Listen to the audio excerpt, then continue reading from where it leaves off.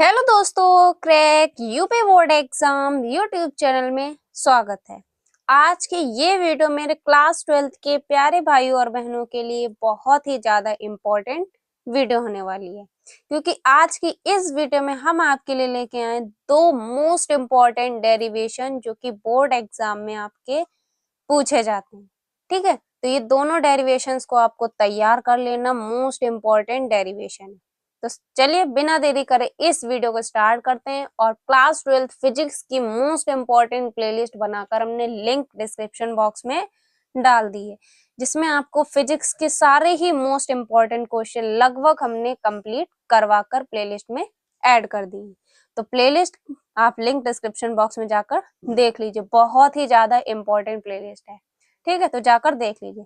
तो चलिए बिना देरी करे वीडियो को स्टार्ट करते हैं। वीडियो को पहली बार देख रहे हो तो चैनल को सब्सक्राइब करके नोटिफिकेशन बेल को ऑन कर लीजिए।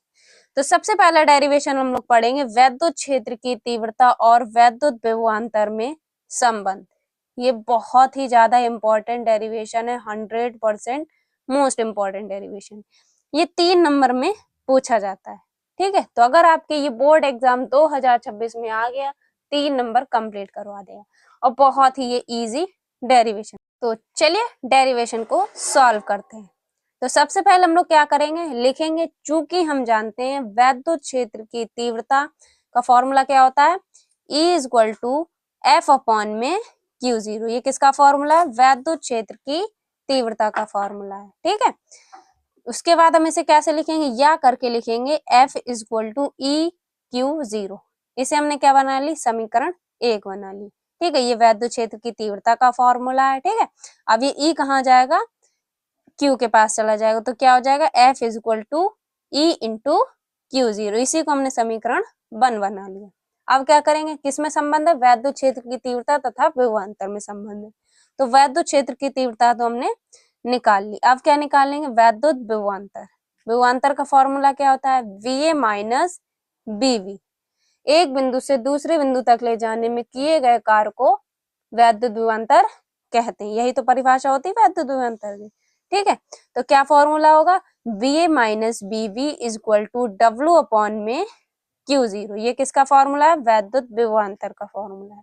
ठीक है, उसके बाद क्या करेंगे, या करके लिखेंगे W इक्वल टू कार का जो फॉर्मूला होता है W इक्वल टू बल गुणे विस्थापन, मतलब कार बराबर बल गुणे विस्थापन। जी किसका फॉर्मूला है, कार्य का। कार्य को किससे लिखते हैं हम लोग, W से लिखते हैं। ठीक है, तो हमने क्या कर दिया, यहाँ पे W का मान पुट कर दिया, मतलब कार्य का मान इसमें हमने पुट कर दिया। तो या करके लिखना आपको BA minus BV equal to F into D upon में Q0। अब Q0 को हम लोग बोलते हैं परीक्षण आवेश, परीक्षण आवेश। ठीक है, Q0 को क्या बोलते हैं, परीक्षण आवेश। ठीक, तो हमने इसमें W का मान पुट कर दिया। उसके बाद क्या करेंगे, उसके बाद D जो होगी, D को हम इधर भेज देंगे, तो F अपॉन में Q0 क्या हो जाएगा, निकल के आ जाएगा। तो VA माइनस BV अपॉन में D equal to F upon में Q0। इसे हमने क्या बना ली, समीकरण 2 बना ली। अब क्या करेंगे, समीकरण 1 व 2 से, समीकरण 1 व 2 से। तो समीकरण 1 क्या है हमारी, F equal to Q into 0, और पहली क्या है, F equal to BA minus BV upon में D equal to F upon में Q0। ठीक, अब इसमें क्या करेंगे, इसमें हम F का मान रख देंगे, जो समीकरण 1 है उसका हम मान रख देंगे। समीकरण 1 क्या थी, F equal to E into Q0। तो हमने इसमें समीकरण 1 का मान रख देंगे, तो क्या आ जाएगा, BA माइनस BV अपॉन में D, और समीकरण 1 का मान क्या था, Q इंटू Q0 अपॉन में Q0। तो Q0 से Q0 क्या हो जाएगा, कैंसिल हो जाएगा। तो क्या निकल के आया, E equal to VA minus BV upon में D। यही क्या है, वैद्युत क्षेत्र की तीव्रता और वैद्युत विभवांतर में संबंध है। बहुत ही इजी डेरिवेशन है। सबसे पहले हम लोगों ने क्या किया, चूंकि हम जानते हैं वैद्युत क्षेत्र का फॉर्मूला क्या होता है, E equal to F upon में Q0। ठीक है, अब E को क्या भेजा हमने, Q की तरफ भेजा, तो क्या हो गया, F equal to Q into वो F equal to E into Q0। इसे हमने समीकरण 1 बना ली। उसके बाद वैद्युत विभवांतर का फॉर्मूला क्या होता है, VA minus VB equal to W upon में Q। W का मान क्या होता है, कार्य बराबर बल गुणे विस्थापन, मतलब W equal to F into D। तो W का मान हमने इसमें पुट कर दिया, तो W का मान इसमें पुट कर दिया तो D क्या हो जाएगी, D आ जाएगी नीचे। तो B equal to B A minus B B upon में D equal to F upon में Q0। इसे हमने बना लिया समीकरण 2।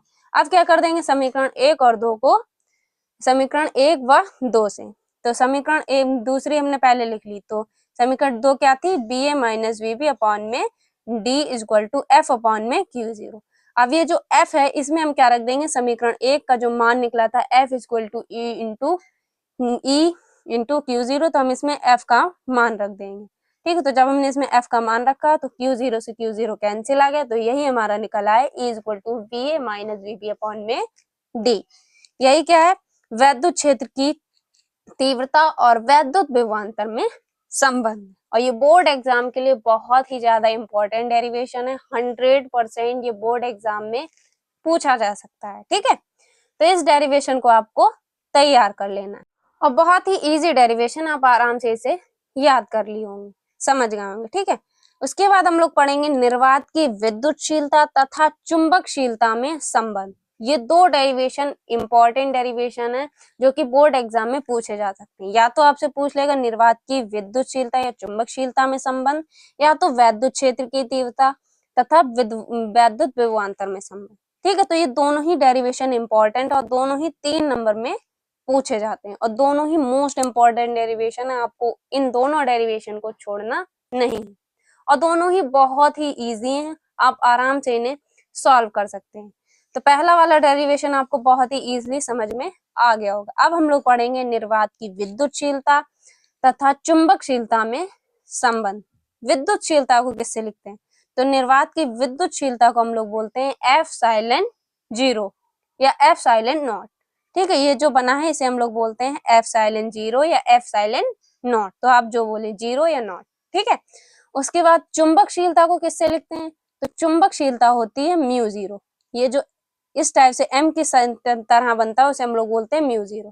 ठीक है, तो इसे हम लोग क्या बोलते हैं, म्यू 0, और इसे बोलते हैं एप्सिलॉन 0 या एप्सिलॉन नॉट। तो कैसे करेंगे डेरिवेशन सॉल्व, चलिए स्टार्ट करते हैं। तो चूंकि 1/4 पाई एप्सिलॉन 0 इक्वल टू 9 गुणे 10 की घात 9, ये किसका मान है, निर्वात की विद्युतशीलता का मान है। तो निर्वात की विद्युतशीलता का मान क्या है, 9 गुणे 10 की पावर 9। समीकरण हमने क्या बना ली, 1 बना ली, और ये मान आपको याद होना चाहिए। उसके बाद म्यू 0 इक्वल टू अपॉन में 4 पाई, इसका मान क्या होता है 10 की पावर -7। इसे हमने बना ली समीकरण 2। अब क्या करेंगे, समीकरण 1 और 2 को क्या कर देंगे, भाग कर देंगे। ठीक, तो जब हम लोग इसे भाग करेंगे तो क्या आ जाएगा, 1/4 पाई एप्सिलॉन 0 और बटे में म्यू 0 अपॉन में 4 पाई हो जाएगा। तो यहाँ पे 4 पाई क्या हो जाएगा, कैंसिल हो जाएगा।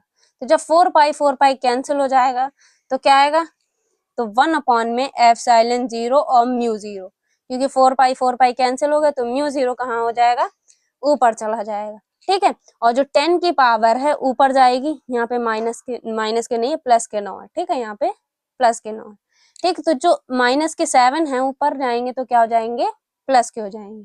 ठीक है, तो जब ऊपर जाएंगे प्लस के हो जाएंगे तो 9 और 7 कितना हो जाएगा, 16 हो जाएगा। तो 9 गुणे 10 की घात कितनी हो जाएगी, प्लस के 16 हो जाएगी। ठीक है, फिर उसके बाद क्या करेंगे, हम लोग यहाँ पे लगाएंगे प्रकाश की चाल। अब यहाँ पे हम लोग क्या लगाएंगे, प्रकाश की चाल।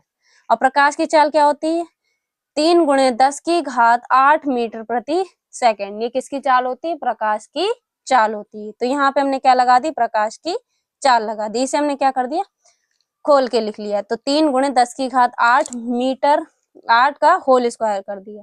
अब जब इसे खोलेंगे तो 3 का स्क्वायर क्या होता है, 9 होता है। ठीक है, और इसे हमने खोलेंगे तो क्या है, 8 का स्क्वायर क्या होता है, 16 होता है। तो हमने इसे क्या कर लिया, प्रकाश की चाल में लिख लिया।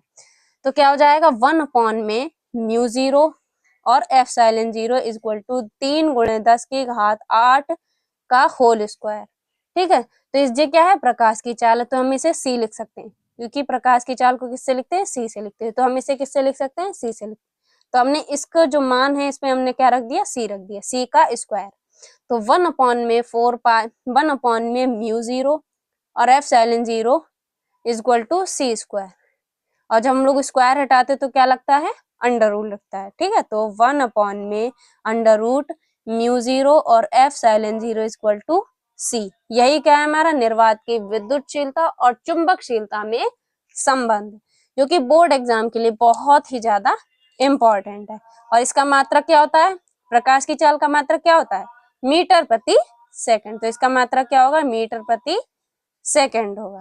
ठीक है, तो इसमें बोर्ड एग्जाम में आपके एमसीक्यू क्वेश्चन में भी पूछ लिया जाता है कि 1 में अंडर रूट म्यू 0 और एफ साइलेंस 0 का मात्रक क्या होता है। तो क्या होता है, मीटर प्रति सेकंड होता है। ठीक है, इसकी विमा क्या होती है, एल टी की पावर -1 होती है। तो ये था आपका निर्वात की विद्युतशीलता तथा चुंबकशीलता में संबंध। तो ये दोनों ही डेरिवेशन बहुत ज्यादा इंपॉर्टेंट है, ये दोनों ही बोर्ड एग्जाम में पूछे जा सकते हैं। ठीक है, और दोनों ही बहुत ही इजी, आप आराम से इसे सॉल्व कर पाएंगे। और आई होप आपको इसी वीडियो में समझ में आ गया होगा कि निर्वात की चुंबकशीलता और विद्युतशीलता में संबंध कैसे करते हैं, या वैद्युत क्षेत्र की तीव्रता या विभवांतर में संबंध कैसे करते हैं। तो ये दोनों ही डेरिवेशन आपको इस वीडियो में समझ में आ गए होंगे। बाकी हमने फिजिक्स की इंपॉर्टेंट प्लेलिस्ट बनाकर जो डाली है, उसे अगर आप पूरा देख लेते हैं, बहुत ही ज्यादा इंपॉर्टेंट प्लेलिस्ट है। बाकी इस चैनल पर आपको रोज फिजिक्स और केमिस्ट्री की वीडियो मिलने वाली है, जो कि आपके बोर्ड एग्जाम 2026 के लिए बहुत ही ज्यादा इम्पोर्टेंट है। तो आपको डरने की आवश्यकता नहीं है, एक दिन भी है आपके फिजिक्स के पेपर में गैप, तो एक दिन भी आप पढ़कर धमाल मचा सकते हैं। बस आपको क्या करना है, इस चैनल को सब्सक्राइब करना है, क्योंकि इस चैनल पर आपको रोज ऐसी वीडियो मिलने वाली जो कि बोर्ड एग्जाम 2026 के लिए इम्पोर्टेंट होगी। तो मिलते हैं आपसे एक और अगली इंपॉर्टेंट वीडियो में। ये वीडियो कैसी लगी एक बार कमेंट बॉक्स में बताना।